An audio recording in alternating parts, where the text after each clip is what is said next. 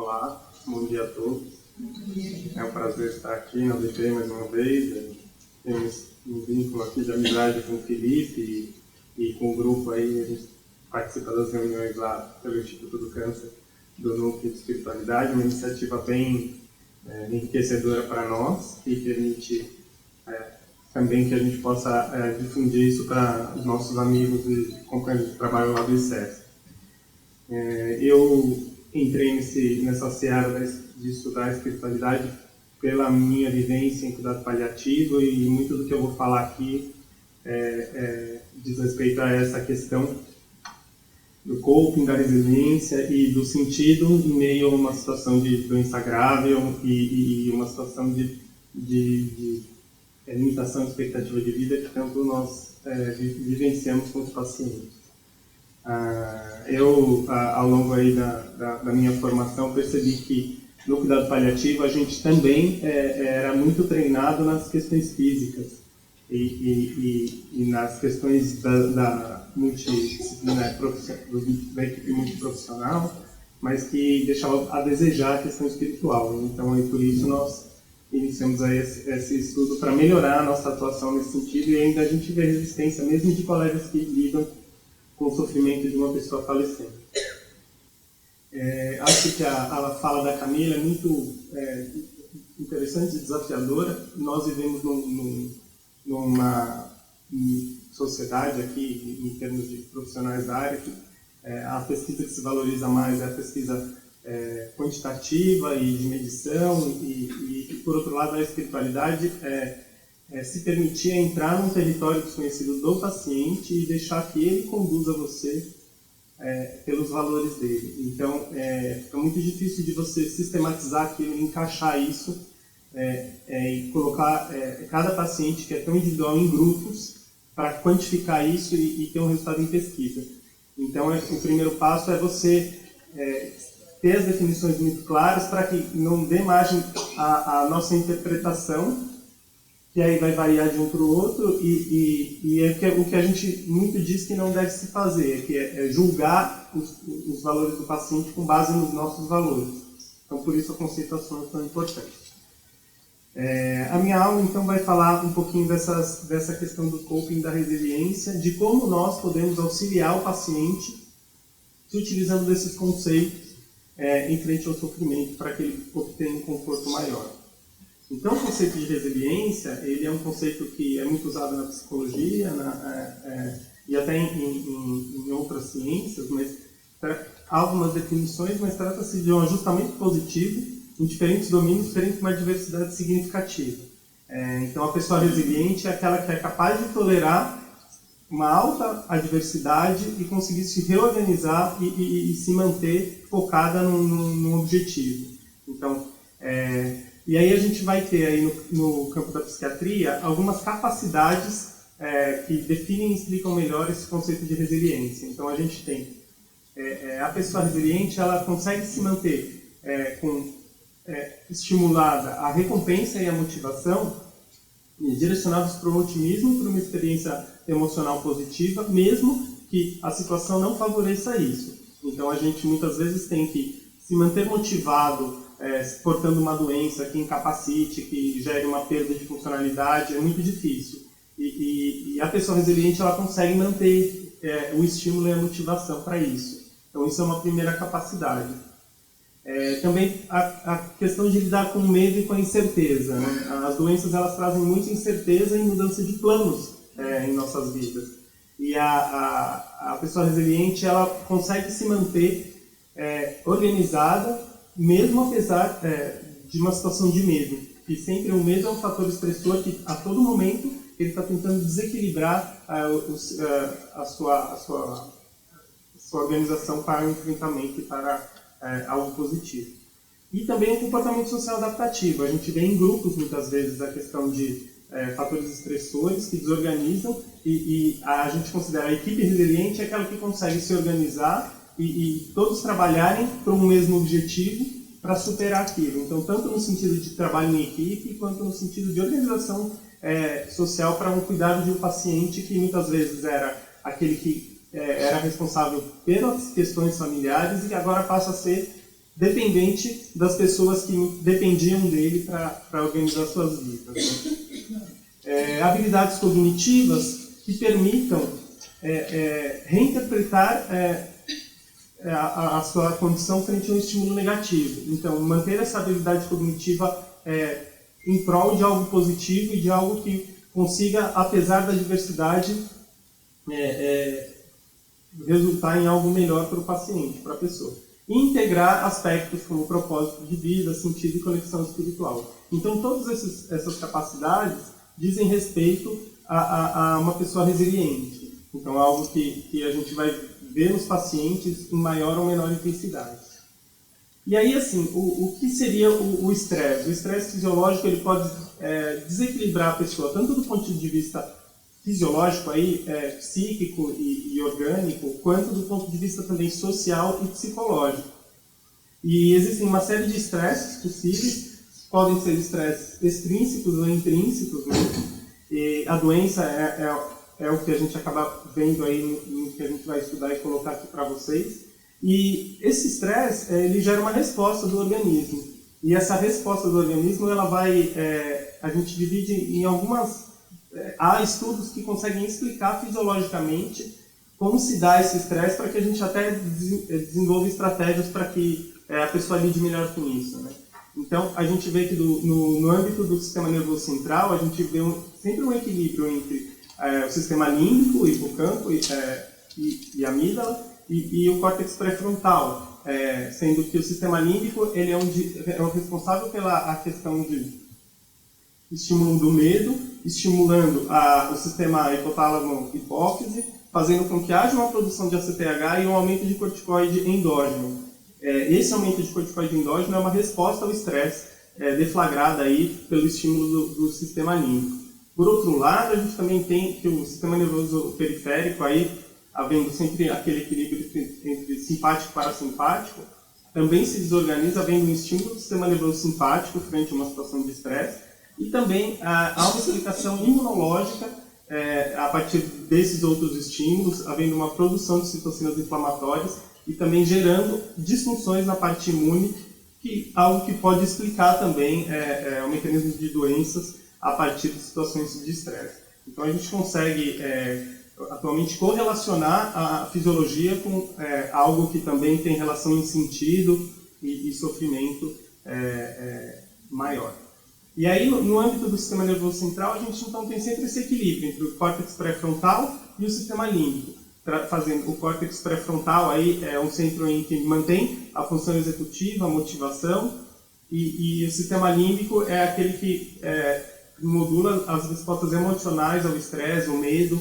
Então, são duas localizações do sistema nervoso central responsáveis por também manter essa resposta do organismo e resultar em maior ou menor resiliência ou sofrimento. E até um dado interessante que a gente tem, que esse equilíbrio justifica muito o efeito placebo de drogas. Há estudos que mostram que, especialmente com tratamento de dor, depressão, a gente tem uma taxa alta de resposta que pode ser atribuída por placebo, o que faz se tornar difícil a gente estudar de fato a eficácia do medicamento, porque muitas vezes, mesmo sem receber o medicamento, a pessoa tem um estímulo do córtex pré-frontal e acredita e tem uma positividade, uma expectativa positiva na resposta àquela intervenção, e faz com que ela melhore da mesma forma que pacientes que estão tomando a medicação mesmo também melhoram. Então, tudo isso mostra o quão complexo é o nosso sistema nervoso e a nossa resposta frente a uma doença, a um fator estressante.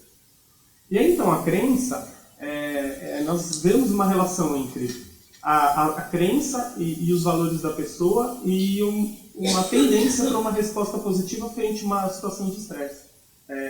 Então, a crença ela pode manter aquele centro de recompensa e motivação do sistema nervoso ativados, fazendo com que haja uma redução da resposta ao estresse, uma maior organização, havendo, então, uma clara correlação entre crença e resiliência.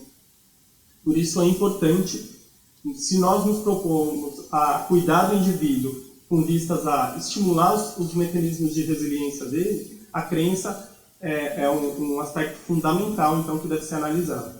E aí, quais as abordagens que podemos utilizar, então, para estimular essa questão da crença e da resiliência? Existem uma série de modalidades, mindfulness, yoga, estimular a conexão espiritual e outras também mais utilizadas aí pelos profissionais da saúde, como estimular exercício, nutrição e higiene do sono. Então, uma série de coisas que podem fazer com que o indivíduo tenha mais resiliência para enfrentar a sua situação.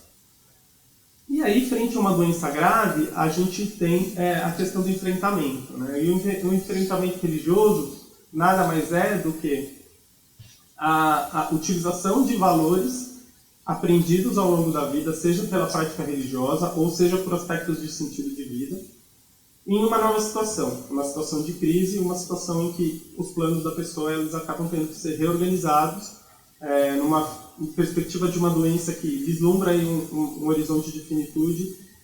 Toda essa bagagem que o indivíduo ao longo da vida adquiriu relacionada com essa questão religiosa e espiritual, ela vai ter que atuar de alguma forma. E aí isso pode dar margem para uma interpretação positiva e para um auxílio nessa situação, ou para um sofrimento maior. E é isso que a gente tem que identificar. Então, o enfrentamento é descrito como o coping aí também, né? Como a Camila já falou, no aspecto positivo. Então, a pessoa se utiliza da questão religiosa e espiritual como entendimento do sentido, maior conforto, uma sensação de controle que é perdida no momento de doença, um reforço de fé, crescimento e aceitação. Então, todas essas coisas a gente enxerga no discurso dos pacientes quando a gente deixa eles falarem a respeito do que estão sentindo e de como estão lidando com aquilo. Porém, a gente tem também, muitas vezes, pessoas muito religiosas que acabam fazendo com que a questão da doença traga sentimento de culpa, castigo, especialmente as tradições judaico-cristãs, elas vêm, e também outras tradições até mais antigas, trazem o conceito de que aquela pessoa que ficou doente, ela está doente por algo errado que ela fez, como uma punição, ou elas podem ter raiva de Deus no sentido de que sempre fizeram tudo de acordo com o que a religião prega, mas mesmo assim elas estão passando um sofrimento desse tipo, havendo um conflito aí com o seu ser superior, aí, a grande fonte de espiritualidade da pessoa. Então são situações complexas que cabe a nós também identificar e muitas vezes elas vêm para nós traduzidas como um sintoma físico, já que o paciente não espera de nós entrar nesse aspecto, porque infelizmente ainda é pouco avaliado isso no âmbito da saúde. E aí a gente vê, né, aí eu vou citar o Cone de pegar emprestado da Camila aí, mas no livro de Religião, Saúde, Medicina, Religião e Saúde, ele coloca que uma série de estudos mostram que situações como o 11 de setembro, a maioria das pessoas se utilizavam de religiões para lidar com aquele sofrimento que a população aí dos Estados Unidos passou. Estudos com pacientes internados com doenças clínicas também mostra que a reza e práticas religiosas são uma das principais estratégias aí para enfrentar e numa intensidade alta aí eles colocam. Existem estudos que mostram que para controle de dores osteomusculares para pacientes que são portadores de patologias crônicas, osteoartrose, fibromialgia, eles também, das estratégias não farmacológicas para o controle da dor, a reza é uma das principais, são levantadas, alegadas pelos pacientes. E também na saúde mental a gente tem um campo de pesquisa bastante extenso, correlacionando aí a utilização de estratégias de religiosidade para um melhor conforto e saúde mental.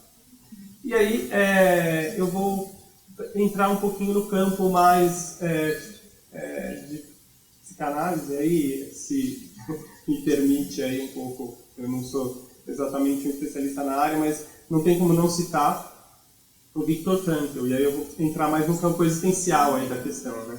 Então, o Viktor Frankl é um psicanalista que desenvolveu a logoterapia, que é a terapia de ressignificação de sentido, e ele foi um autor que, a partir dele, outros autores que eu vou citar aqui mais para frente, se utilizaram de estratégias para tentar auxiliar o paciente a ressignificar uma situação de sofrimento extremo. Então ele coloca essa fórmula aí, que o desespero é igual ao sofrimento menos o sentido. Então, o sofrimento não é igual, o desespero não é igual ao sofrimento, mas sim quando não há sentido para aquela situação. E ele coloca que a doença ameaça a natureza de quem somos e o que nos dá sentido e propósito. Então é um momento em que nós temos que olhar para trás, olhar para frente e se reorganizar, porque muitas vezes aquilo que nos dava sentido no dia a dia pode ser checado e ser uma fonte de grande sofrimento. Então, o Viktor Frankl fala que o homem não deseja felicidade, sim um motivo para ser feliz. Aí, né? Que o prazer e o poder eles ocorrem quando a gente encontra um sentido para a existência. E não o prazer não é um objetivo final, e sim o sentido para a existência. Aí citando aí o Schopenhauer, que falava que a humanidade oscila entre a necessidade e o tédio. Ou nós precisamos buscar alguma coisa e quando nós a atingimos, nós chegamos ao tédio. Então a necessidade de ter um objetivo e de ter um sentido para a nossa experiência do dia a dia é fundamental. E aí outro autor que cita, o Harvey Cushing, existe apenas uma maneira de preservar a vida, que é ter uma tarefa a cumprir. Né? E aí o que a gente vê é que muitas vezes, no dia a dia, e aí trazendo um pouco para a nossa rotina, na nossa sociedade, e todos nós acho que entramos pouquinho nessa situação, que há uma frustração latente. Muitas vezes nós não refletimos a respeito disso. Isso fica escondido no nosso trabalho, na vontade de poder, na vontade de conquistar coisas, né? E a questão do sentido ela acaba ficando não entra muito na nossa reflexão do dia a dia. Citando um outro autor, Helmut Qualtinger, que fala: eu não tenho a mínima noção para onde vou, mas vou rápido. A gente está sempre correndo. Mas para onde a gente está indo, né? Para e pensa. Infelizmente, eu me enquadro nisso, apesar de eu estudar tudo isso, a gente lê, mas a gente está sempre correndo. E qual é o sentido? E quando a gente não pode mais correr, a gente fica incapaz de fazer isso. Então, e aí a gente entra em parafuso mesmo. Né? E aí, O Sofrimento de uma Vida Sem Sentido é um livro muito bom, interessante, do Viktor Frankl, que explica um pouquinho mais, né? E coloca esse questionamento. Há sentido para uma vida frente a uma doença incurável? Há sentido para isso? Será que a nós, médicos e profissionais da saúde, nos cabe a tarefa nobre de ajudar a conquistar a capacidade de suportar o próprio sofrimento? Então, nós temos que auxiliar o paciente a encontrar um caminho. Ele que vai achar o caminho, mas a gente tem que ter a sensibilidade de identificar se ele já conseguiu ressignificar essa situação ou não. E o que interessa, na verdade, é uma atitude adequada, um sofrimento sincero de um destino autêntico. Então Goethe dizia que não existe nenhuma situação que não possa ser enobrecida, seja agindo ou aceitando. E muitas vezes a pessoa, em não aceitar, não consegue traçar uma estratégia de ação e aí fica sem saída. E aí uma coisa que eu costumo discutir com os residentes, a gente, infelizmente, da área da saúde, a gente tem uma visão muito bidimensional do sofrimento do indivíduo. E a gente interpreta as falas das pessoas, muitas vezes, como algo muito preto e branco ali, né? A gente pode, mas o que eu digo é que o entendimento e a aceitação desse sofrimento, ela também vai ser transitória ao longo de uma consulta. O que importa é o que a pessoa tem de preponderante. Mas a fala das pessoas que sofrem uma doença grave, sempre ela vai girar em torno de esperar o melhor, muitas vezes sabendo que o melhor não virá no sentido de cura. E uma fala que fala, mas doutor, no fundo eu tenho fé que eu posso ser curado. Muitas vezes eu vejo os colegas e os residentes interpretando isso como não ciência do prognóstico. É uma falta de talvez, empatia em interpretar dessa forma, uma vez que se a gente passa por um sofrimento, a gente vai ter momentos em que a gente não quer saber mais nada, a não ser falar, eu acho que eu vou melhorar. Mesmo racionalmente sabendo que isso não vai acontecer. Então, o que o Viktor Frankl coloca é que o sucesso e o fracasso eles estão em eixos diferentes da realização e do desespero. A gente pode ter uma situação de fracasso que permite uma ressignificação da vida da pessoa e a realização que muitas vezes ela não tinha na presença de um conforto e de um sucesso relativos ali. Então, por isso, Viktor Frankl vê a doença como uma oportunidade de um triunfo final. A doença permite um encontro de um sentido final para as nossas vidas e um conforto, a realização final. Então, é muito interessante essa abordagem, e aí eu acho que abre nossos horizontes aí para abordar os pacientes. E a logoterapia, ela vê a religião de uma forma complementar e de uma posição neutra, que é algo que a gente sempre costuma obter, apresentar na avaliação do paciente. Então, se por um lado a logoterapia visa a cura psíquica, as religiões elas visam a cura da alma. E o sentido da existência mira para além de si mesmo, então seja em um ou em outro campo. A logoterapia ela visa o encontro de um sentido útil, e a religião ela visa a crença na existência desse sentido útil. Muitas vezes nós, na nossa rotina diária, a gente acredita que vai obter, entender e introjetar essa questão do sentido útil, mas na hora que nós vemos que a nossa vida está realmente terminando, a gente pode entender que esse sentido último ele realmente ocorre. E aí cito uma frase de Einstein que colocava que um homem que encontra uma resposta de sentido de vida é um homem religioso. Então Einstein, que era um grande cientista, talvez o maior aí dos nossos tempos, ele reconhecia o papel da religião aí em tudo isso. E aí eu vou citar brevemente, não sei quanto tempo vamos citar o tempo, dois autores que traçaram estratégias de terapias para estimular o reforço aí e a melhora da dignidade do paciente e a ressignificação. O primeiro é o Harvey Shoshinov, e aí trabalhando com pacientes em cuidados paliativos exatamente. Então o Shoshinov ele estudou o conceito de dignidade das pessoas, dos doentes, e ele começou a estudar isso a partir da análise de pessoas que... Ele é canadense, mas ele estudou primariamente as pessoas que solicitavam eutanásia na Holanda, que é um país onde talvez um dos pioneiros aí na prática da eutanásia e suicídio assistido. Por quê as pessoas solicitavam a eutanásia? E como os médicos lidavam com isso? Então, e um dos motivos principais alegados pelas pessoas que solicitavam a eutanásia é a falta de dignidade na condição que elas estavam. E o conceito de dignidade sendo um conceito muito individual. A partir disso, ele foi estudar o que de fato seria dignidade para as pessoas, né? Então, os principais fatores que ele encontrou para pessoas doentes eram alterações na aparência. Então, a autoimagem corporal é algo que é muito marcante e gera muito sofrimento para as pessoas, principalmente no mundo atual, onde todo mundo tira selfie, posta coisa todo dia, né? Então, a questão da autoimagem, cada vez mais a gente vê os pacientes sofrendo com isso. Ser um fardo para os outros é algo que é muito comentado também por pacientes que muitas vezes eram arrimo e eram os principais cuidadores aí da família, e aí passa a depender de todos. Isso é muito difícil. Então, maior dependência aos outros, maior dor física e estar internado. Então, vejam que os principais motivos nesse estudo que o Harvey Shoshinov fez dos pacientes, aí ele pegou os pacientes que tinham relatavam uma extrema perda de dignidade. Então, os principais motivos não eram sintomas físicos, não era dor, dor é citado em quarto lugar aí, né? Mas os principais motivos são outras fontes de sofrimento.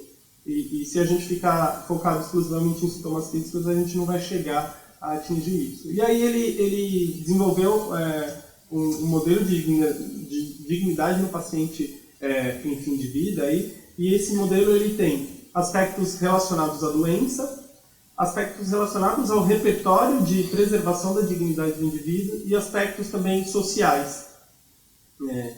Em relação à doença, o que a gente vê como os principais aspectos que interferem aí na questão da dignidade são o nível de dependência, seja a dependência do ponto de vista cognitivo ou do ponto de vista funcional, então físico, o desconforto relacionado aos sintomas físicos, então sejam físicos ou psicológicos, aí a gente tem o sentido de incerteza frente a uma condição médica, isso é uma fonte de desorganização da dignidade, e a ansiedade da morte. Você avança com o paciente naquele entendimento do prognóstico da doença, e aí você acaba gerando uma ansiedade que o paciente aceita aquela condição, mas, ou não, né? Mas aquilo gera uma ansiedade enorme do que o que virá. Né? E aí, então, o repertório de preservação da dignidade aí nos estudos do Shoshinov, ele gira em torno de a continuidade do eu. Então, quando a pessoa perde o senso de que ela é ela mesma, é a pessoa que ela conheceu ao longo de toda a vida, isso gera um sofrimento absurdo. E aí, a continuidade do eu, a pessoa se enxergar como sendo aquela pessoa que exerce função social, tem um papel, tem um legado, então olha para trás e consegue enxergar as coisas que fez como positivas e que vai deixar ensinamentos para os seus entes queridos, para pessoas com as quais ela conviveu ao longo da vida. Isso são fontes de conforto. A manutenção do orgulho, da esperança, da autonomia e do controle. Então, apesar das perdas, eu ainda tenho controle sobre a minha condição. Trazer esse controle de volta é um aspecto muito importante. A aceitação, a não aceitação é uma das coisas que a gente mais vê no dia a dia como preocupação da nossa parte que haverá um sofrimento futuro. A pessoa que tem aquela resiliência, mas que lida sempre com a perspectiva de otimismo, isso pode haver um momento em que isso passa do ponto, porque ela não vislumbra o fracasso. Que é aquela coisa, prepare-se para o pior, espere o melhor e prepare-se para o pior. É um pouquinho, isso é muito falado na literatura americana, para nós acho que é um pouco cruel falar essa frase, às vezes, mas é isso. Né? Então, na verdade, é uma falsa resiliência. E as práticas que podem nos auxiliar seria viver o momento sempre, manter a normalidade. Então, a gente fala um dia de cada vez, né? A gente fala muito isso para as famílias, vamos um dia de cada vez, porque a gente tem vários cenários pela frente possíveis que nós, como médico, como profissional da saúde, enxergamos e até nos preparamos para o que fazer caso ocorra isso, caso ocorra aquilo. Mas às vezes a família ou o paciente enxergar todas as possibilidades, isso gera uma ansiedade absurda, porque de fato a gente não sabe como vai ser o caminho, né? Então, viver um dia de cada vez e manter a normalidade. Apesar de tudo, a gente mantém a rotina, a pessoa mantém coisas que permitam que ela faça, mesmo com uma dependência física, e há muito que se pode fazer aí para que isso seja mantido, e a busca de um conforto espiritual. Então, são práticas para a conservação da dignidade. E no aspecto social, as coisas que interferem são a perda da privacidade. Isso é uma coisa que fica muito marcada no conhecimento das pessoas. O suporte social, se ele existe ou não, e quanto que ele é de fato preparado para enfrentar as coisas. Muitas vezes a gente identifica que para aquela condição que o paciente se encontra naquele momento, o suporte social dá conta, mas futuramente talvez não. Né? Então, nosso papel começar a pensar em planejar em como a gente pode ajudar para que o paciente mantenha o suporte. Né? O sofrimento aos outros e as preocupações com o fim de vida. Então, isso são coisas que também são muito trazidas pelos pacientes. A terapia da dignidade, eu não vou entrar muito em detalhes, mas nada mais é do que a gente, em 2 etapas, você vai tentar estimular o paciente a rememorar as partes mais importantes da vida dele, questões que ele gostaria de falar para os familiares, que ele gostaria que eles soubessem, que pode ter falado, mas pode querer falar novamente. Esperanças e sonhos aos entes queridos, desejos que ele tem e o que gostaria de transmitir aos outros. Então, toda essa entrevista ela vai gerar um documento de legado que o paciente pode entregar ou não para os familiares, mas ele pode transmitir a eles, ele pode escrever uma carta, ele pode... isso traz uma estratégia de revisão de vida no aspecto positivo e que pode fazer com que a pessoa enxergue tudo que ela representou ao longo da vida e o quanto isso pode ser positivo nesse momento. Né? E por fim, a gente tem a psicoterapia individual centrada em sentido, que é o William Breitbart, que é um psiquiatra americano de Nova York, e ele se utilizou dos conceitos do Viktor Frankl para desenvolver uma estratégia de psicoterapia, de ressignificação. E aí ele vai usar aspectos de como foi ao longo da vida, como a pessoa se utilizou de estratégias para enfrentar situações difíceis, quais foram as atitudes, aspectos criativos aí, e experiências que possam também de relacionamentos com a natureza, com a arte, com pessoas, para que ela tivesse... ele vai tentar avaliar todos os recursos que aquela pessoa tem e que muitas vezes ela não está usando para lidar com uma condição difícil. E aí ele faz isso ao longo de 7 sessões semanais, e aí conversa com o paciente a respeito dessas coisas, e existem estudos em literatura, já eu não trouxe aqui, mas em periódicos de alto impacto, que mostram o benefício de tudo isso. Eu acho que para nós fica a lição de como nós podemos se utilizar desses recursos em pequenas intervenções. Essas estratégias de terapia, elas são complexas, difíceis de se elaborar e executar, exigem tempo, exigem uma organização, às vezes a gente não tem tudo isso, mas os conceitos são muito interessantes para no dia a dia a gente poder conversar com os pacientes. Né?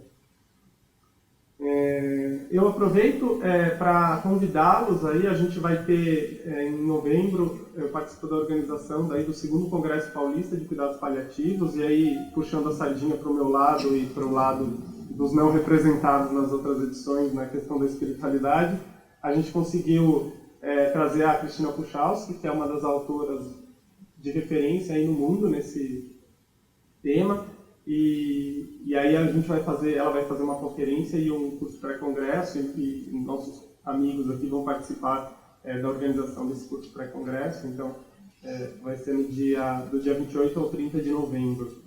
Aí o site está no ar e a gente ficaria muito feliz quem puder participar. E concluo com a frase aí do Viktor Frankl, que fala que quando a situação for boa, desfrute-a. Quando a situação for ruim, transforme-a. Quando a situação não puder ser transformada, transforme-se. Obrigado.